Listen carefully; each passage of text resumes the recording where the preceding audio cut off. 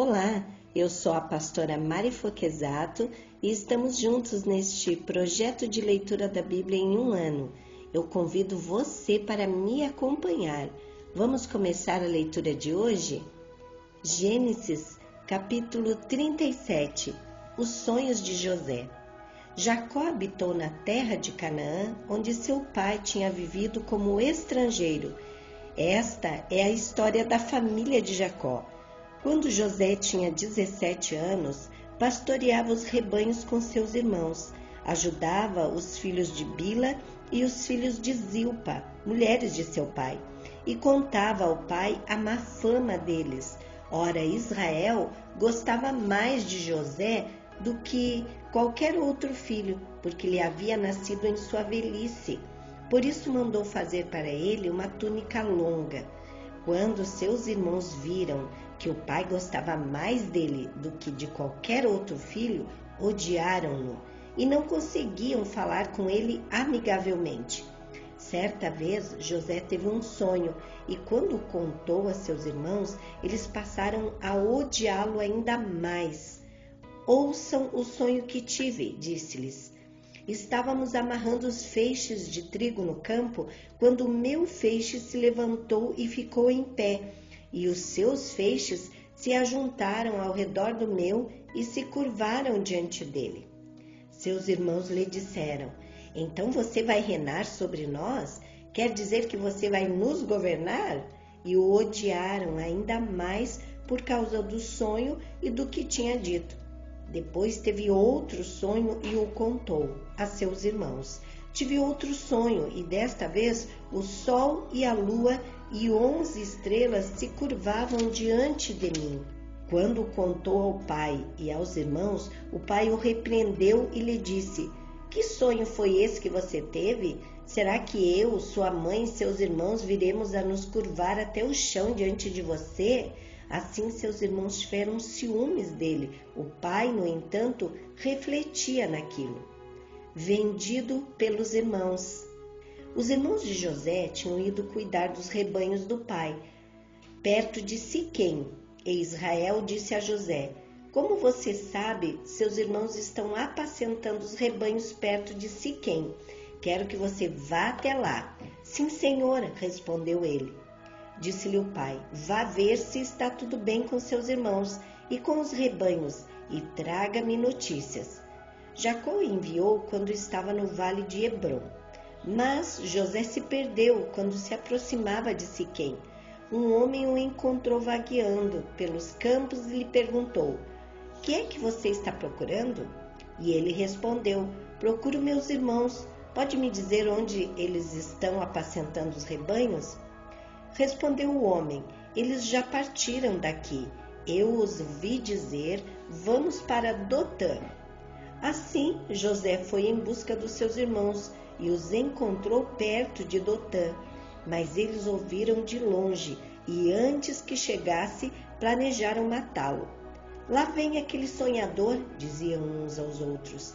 É agora, vamos matá-lo e jogá-lo num desses poços, e diremos que um animal selvagem o devorou. Veremos então o que será dos seus sonhos. Quando Rúben ouviu isso, tentou livrá-lo das mãos deles, dizendo: não lhes tiraremos a vida. E acrescentou: não derramem sangue, joguem-no naquele poço no deserto, mas não toquem nele. Rúben propôs isso com a intenção de livrá-lo e levá-lo de volta ao pai.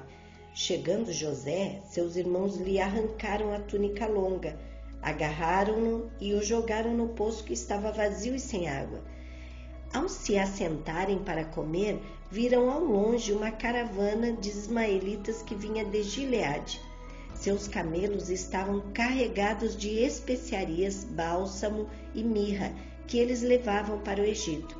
Judá disse então a seus irmãos: que ganharemos se matarmos o nosso irmão e escondermos o seu sangue? Vamos vendê-lo aos ismaelitas. Não tocaremos nele, afinal é nosso irmão, é nosso próprio sangue. E seus irmãos concordaram. Quando os mercadores ismaelitas de Midian se aproximaram, seus irmãos tiraram José do poço e o venderam por 20 peças de prata aos ismaelitas que o levaram para o Egito. Quando Rúben voltou ao poço e viu que José não estava lá, rasgou suas vestes e, voltando a seus irmãos, disse: o jovem não está lá, para onde irei agora?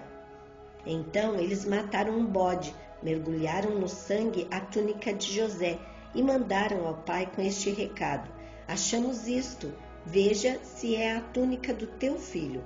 Ele a reconheceu e disse: é a túnica do meu filho, um animal selvagem o devorou, José foi despedaçado.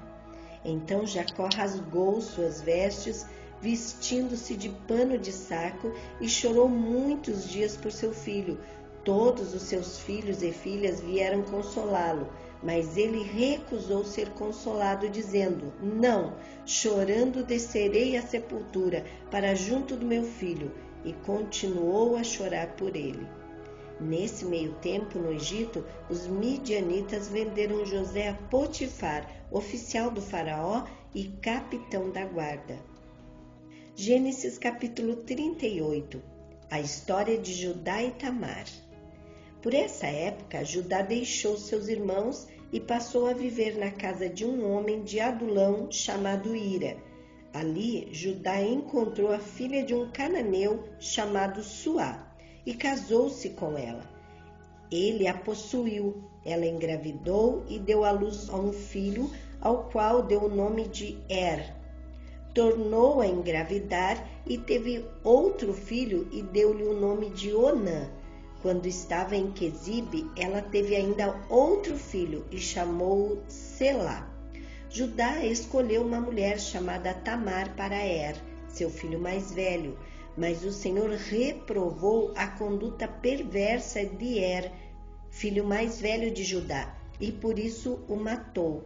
Então Judá disse a Onã: case-se com a mulher do seu irmão, cumpra as suas obrigações de cunhado para com ela e dê uma descendência a seu irmão. Mas Onã sabia que a descendência não seria sua. Assim, toda vez que possuía a mulher do seu irmão, derramava o sêmen no chão para evitar que seu irmão tivesse descendência.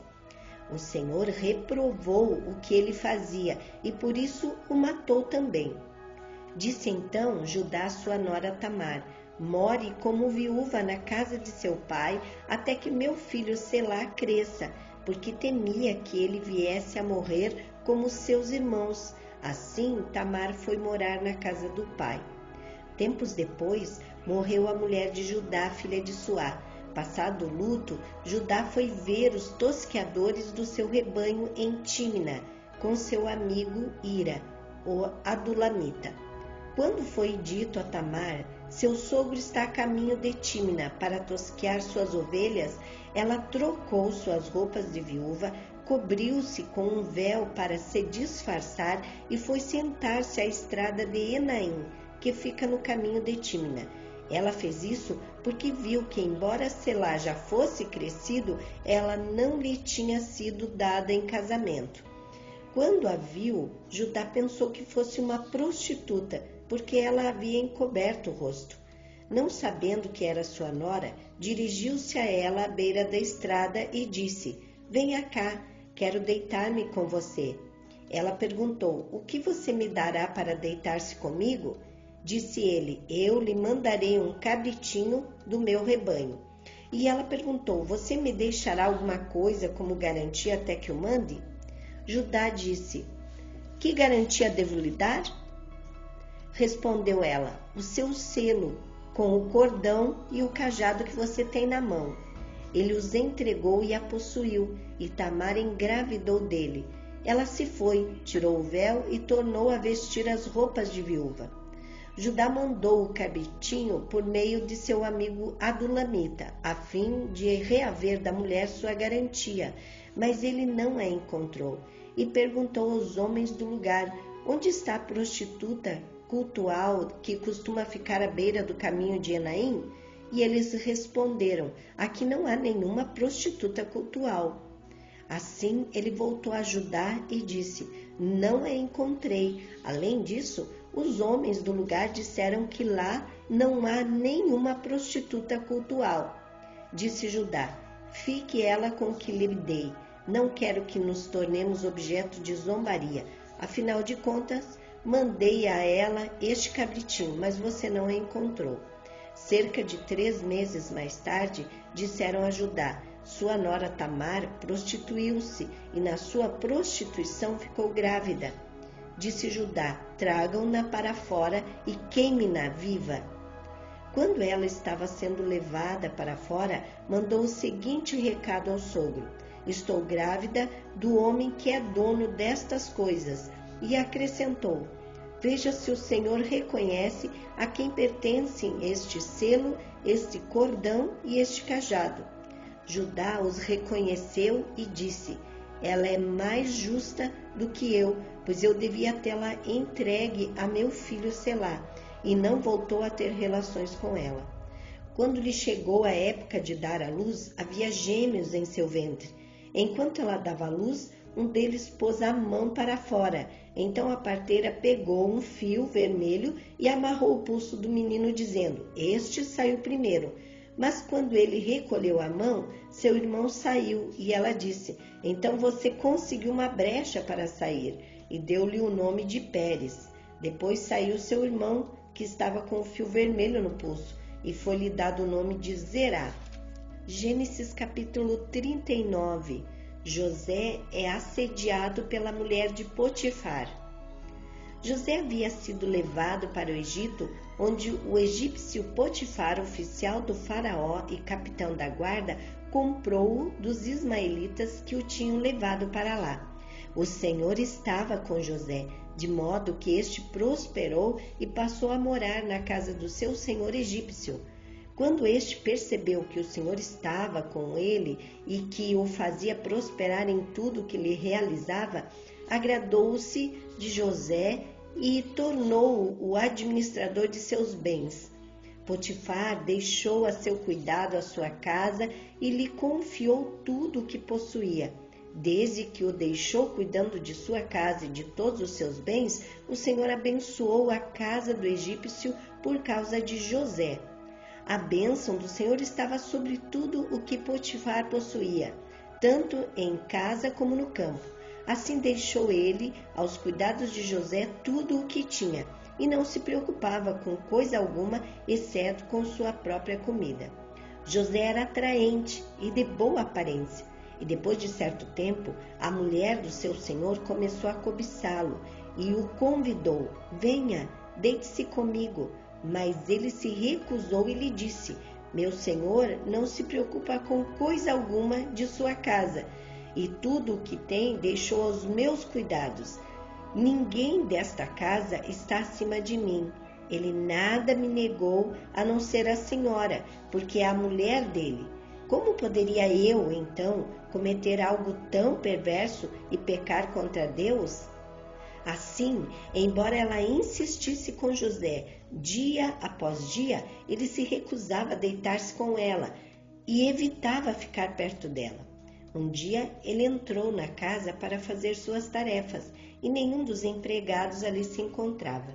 Ela o agarrou pelo manto e voltou a convidá-lo: vamos, deite-se comigo. Mas ele fugiu da casa, deixando o manto na mão dela. Quando ela viu que ao fugir ele tinha deixado o manto em sua mão, chamou os empregados e lhes disse: vejam, este hebreu nos foi trazido para nos insultar. Ele entrou aqui e tentou abusar de mim, mas eu gritei. Quando me ouviu gritar por socorro, largou seu manto ao meu lado e fugiu da casa. Ela conservou o manto consigo até que o senhor de José chegasse à casa. Então repetiu-lhe a história: aquele escravo hebreu que você nos trouxe aproximou-se de mim para me insultar, mas quando gritei por socorro, ele largou seu manto ao meu lado e fugiu. Quando seu senhor ouviu o que sua mulher lhe disse, foi assim que o seu escravo me tratou, ficou indignado, mandou buscar José e lançou-o na prisão em que eram postos os prisioneiros do rei. José ficou na prisão, mas o Senhor estava com ele e o tratou com bondade, concedendo-lhe a simpatia do carcereiro. Por isso, o carcereiro encarregou José de todos os que estavam na prisão, e ele se tornou responsável por tudo o que lá sucedia. O carcereiro não se preocupava com nada do que estava a cargo de José, porque o Senhor estava com José e lhe concedia bom êxito em tudo o que realizava. Terminamos aqui a leitura de hoje. Amanhã continuaremos lendo o livro de Gênesis. Tenha um dia vitorioso. Deus abençoe sua vida.